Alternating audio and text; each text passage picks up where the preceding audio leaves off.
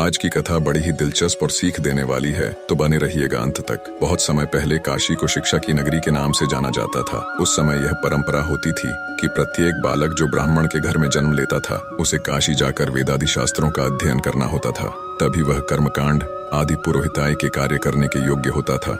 एक बार की बात है, एक पंडित जी ने अपने बेटे को भी शास्त्रों के अध्ययन के लिए काशी भेजा। सभी शास्त्रों का अध्ययन करने के बाद पूरी तरह सब कुछ कर निपुण होकर बालक अपने गांव लौटा। बेटे की आने की खुशी में पंडित जी ने एक भव्य उत्सव का आयोजन करवाया, जिसमें ज्ञान चर्चा का विषय भी रखा गया। उसमें नए पंडित जी को शास्त्रोक्त तरीके से ग्रामवासियों की समस्याओं का समाधान करना था। सभी लोगों ने तरह तरह के प्रश्न पूछे।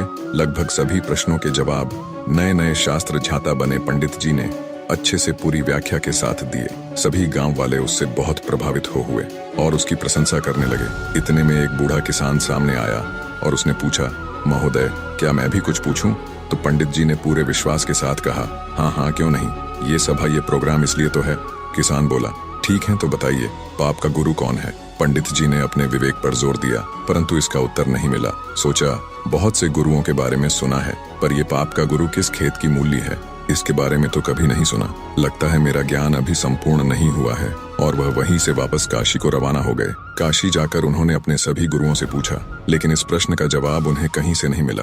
हताश और निराश होकर इस बार पंडित जी अपने अंतिम गुरु के पास गए तो उन्होंने कहा, वत्स, इसका जवाब तुझे एक पापी ही दे सकता है। पंडित जी की आंखें आशा से चमक उठी। उन्हें लग रहा था कि अब उनको इस प्रश्न का उत्तर मिल जाएगा। उन्होंने तुरंत पूछा, ऐसा पापी कौन है और कहाँ मिलेगा? गुरुदेव बोले, मैं तो किसी पापी को नहीं जानता, लेकिन एक वैश्या है, वह तुम्हारे इस प्रश्न का जवाब दे सकती है। पंडित जी बिना कोई देर किए वैश्या के घर की ओर रवाना हुए। पंडित जी को आता देख वैश्या ने स्वागत में ताना कसते हुए कहा, ज्ञान के साधक आज अज्ञान की सेवा में कैसे? पंडित जी ने स्वाभिमान पूर्वक कहा, हे देवी, मुझे आपसे केवल अपने एक प्रश्न का उत्तर चाहिए और उसका उत्तर केवल तुम ही दे सकती हो, इसलिए तुम्हारे पास आना पड़ा। मुस्कुराते हुए वैश्या बोली, पूछिए महाशय, ऐसा कौन सा प्रश्न है जिसका जवाब केवल मैं ही दे सकती हूँ? पंडित जी बोले, मैं जानना चाहता हूँ कि पाप का गुरु कौन है। वैश्या ठहाका लगाकर हंसी और फिर गंभीर होकर बोली, महाशय, इसके लिए आपको कुछ दिन यहाँ रहना पड़ेगा। अब पंडित जी इस प्रश्न के उत्तर में पहले ही काफी भटक चुके थे, इसलिए उन्होंने वैश्या की बात मानकर वहाँ रहना स्वीकार कर लिया। लेकिन पंडित जी बोले, हे देवी, मैं यहाँ रह तो लूंगा, लेकिन खाना पानी अपने खुद के हाथ का बनाया हुआ ही लूंगा। वैश्या बोली, जी अवश्य। इस तरह 4 दिन बीत गए। प्रतिदिन पंडित जी खाना बनाते और अपनी पेट पूजा करते थे।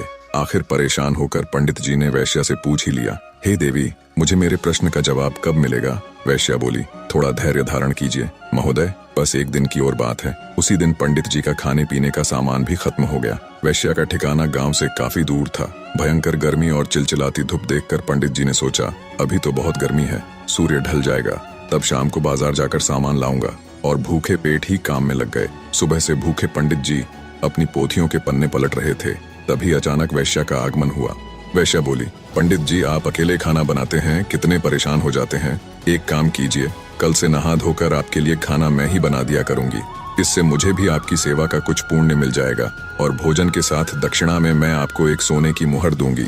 पहले तो पंडित जी ने आनाकानी की, किंतु मुफ्त का खाना और साथ में सोने की मुहर का विचार कर वैश्या का प्रस्ताव मान लिया। उसी दिन शाम को वैश्या ने तरह तरह के पकवान बनाए और उसकी सेवा में उपस्थित हुई।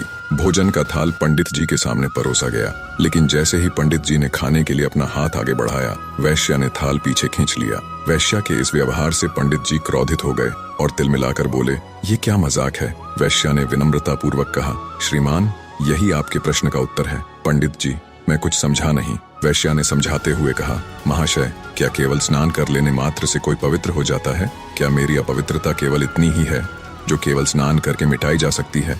नहीं, लेकिन मुफ्त के भोजन और स्वर्ण मुद्राओं के लोभ में आप अपने वर्षों के नियम को क्षण भर में नष्ट करने के लिए तैयार हो गए। यह लालच ही पाप का गुरु है श्रीमान। पंडित जी को अपना जवाब मिल चुका था।